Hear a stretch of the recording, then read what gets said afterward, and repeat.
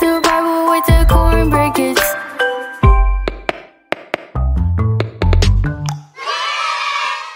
Hi, Mr. Herschel. Oh, hi there. Are you looking for Billy? No, I have something for Beulah. Oh, is this it? Yeah, Oh, that's really nice. What is it? I call it a do-nothing, 'cause it turns and moves, but it don't really do anything. Well, it's very cool. It's just a little something I made in my workshop. Wow, you made this? Yeah, I made Billy a slingshot and Booger Ray a toy car, and I think Beulah got the jealousy, so I made her something too. Oh, Billy showed me his slingshot, but I didn't realize that you had made it. Oh yes, I like to tinker around in my wood shop. I got a table saw, a planer, a jigsaw, Mr. Herschel? a lathe, a sander, all kinds of neat stuff.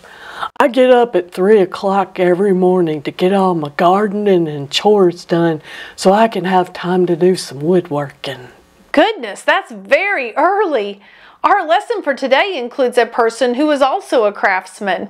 Oh, did he make stuff out of wood? No, he was a silversmith. He made things out of silver. Oh, But he didn't make nice things like you, Mr. Herschel. what kind of things did he make? Idols. Oh, why? Well, it had to do with where he lived. He lived in Ephesus. What was that? Emphasis? No, Ephesus. It was a city that had a huge temple for an idol that everyone worshipped. Oh, But then Paul came and lived there for 2 years, and he told everyone about the true God.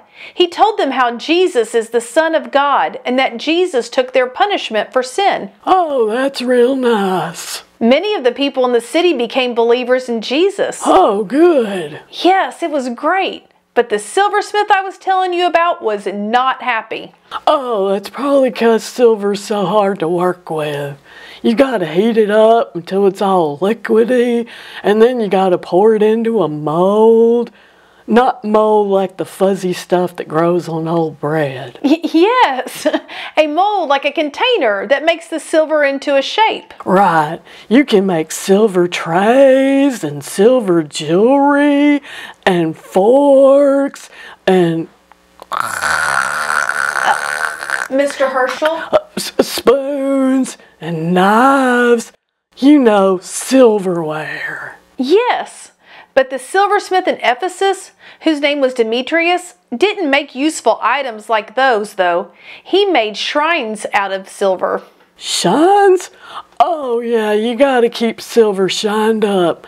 My wife, Pearline, she polishes her silver stuff every week to keep it nice and shiny. Oh, not shine, shrine. It was a trinket that was shaped like the idol that was worshipped in Ephesus. Oh, Demetrius and the other silver craftsmen in Ephesus made a lot of money selling those shrines, and as more and more people started becoming believers in Jesus, less people wanted to buy the yucky trinkets that Demetrius made. well why didn't he start making some lovely cross necklaces or some silverware? Everybody's gotta eat. Well, I reckon you don't need flatware for finger foods like cornbread and cookies, sandwiches, French fries, Mr. Herschel? chicken tenders, cheese puffs. Those get your fingers all orange though. Maybe I should start using a fork for them. You're right. There were a lot of things he could have made out of silver instead of the shrines to the false god. But instead, Demetrius stirred up a riot in the city. Did he use a silver spoon A silver spoon? to stir up the riot? Oh, I just meant that he started a riot. He went to all the other silversmiths in the city and pointed out how Paul's preaching was causing them to lose money. This got them all angry. Mr. Herschel? Riots. Everybody's angry. Yes, soon the whole city was in an uproar, and they dragged 2 of Paul's friends into the amphitheater where they had all assembled. Sounds like a bunch of hooligans. They yelled for 2 hours, even though most of them didn't even know why they were there. They needed some chores to keep them busy. Did they hurt Paul's friends? No. Thankfully, the city leader was able to calm everyone down and to get the crowd to leave peacefully. Oh, that's good. Yes, after that big commotion. Big locomotion? Like a train? I'm making a toy train for my other grandson, Atticus. It's going to be kind of small, though. Not locomotion, commotion. After the big disturbance, Paul decided to leave the city of Ephesus. Oh, that's a shame that the ruffians made him want to leave town. Well, he had already been there for 2 years, and by now a church had been established. Later, Paul wrote a letter to the believers in Ephesus that became one of the books of the New Testament. Was it Ephesians? Ephesians, yes. Oh, I've been saying it wrong. The people who lived in the city of Ephesus were called Ephesians, like people from Paris are called Parisians. Oh, and lesions are from... Oh, wait, that's what they removed from my toe last week. I got one. People from the most beautiful place in the whole wide world are called Tennesseans. Sure. Although you may be a little biased. Most people think that where they live is the best, but God has made so many beautiful places. Well, I know for a fact that Tennessee is the best. How do you know? 'Cause I ain't ever been tempted to go anywhere else. To move anywhere else, you mean? No, to go anywhere else. I ain't ever left the state. Even to visit? Nope, I got everything I need right here. Trees and creeks and waterfalls and... Mr. Herschel? Animals. Oh, I reckon I could do without all the possums, though. And the snakes. And the ticks. And all the tornadoes.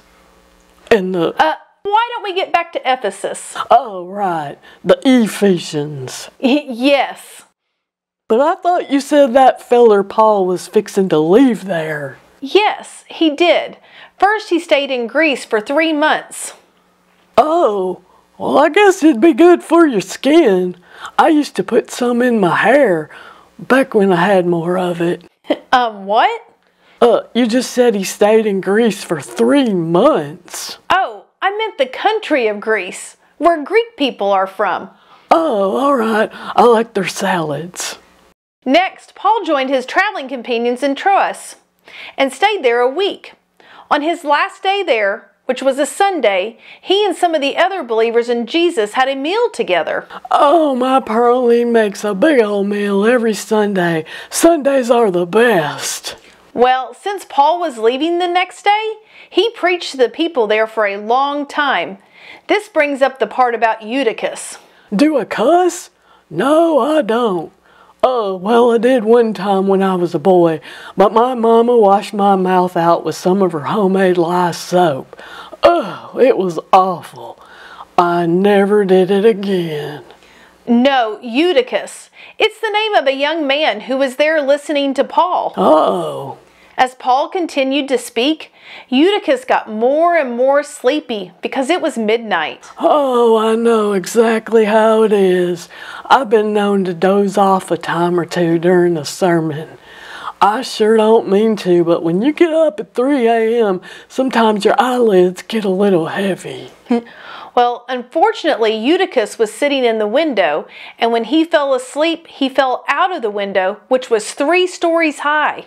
Oh, goodness. Was he okay? No, he had died. Oh, goodness. Maybe he was just still asleep. No. One of Paul's traveling companions was Luke, who was a doctor, and he was there to verify that sadly, Eutychus was no longer alive. Mr. Herschel? Maybe he was still asleep. He wasn't. But Paul went downstairs and put his arms around him, and Eutychus came back to life. Oh, that's wonderful. They all ate some more food, and then Paul continued talking to them until the sun came up.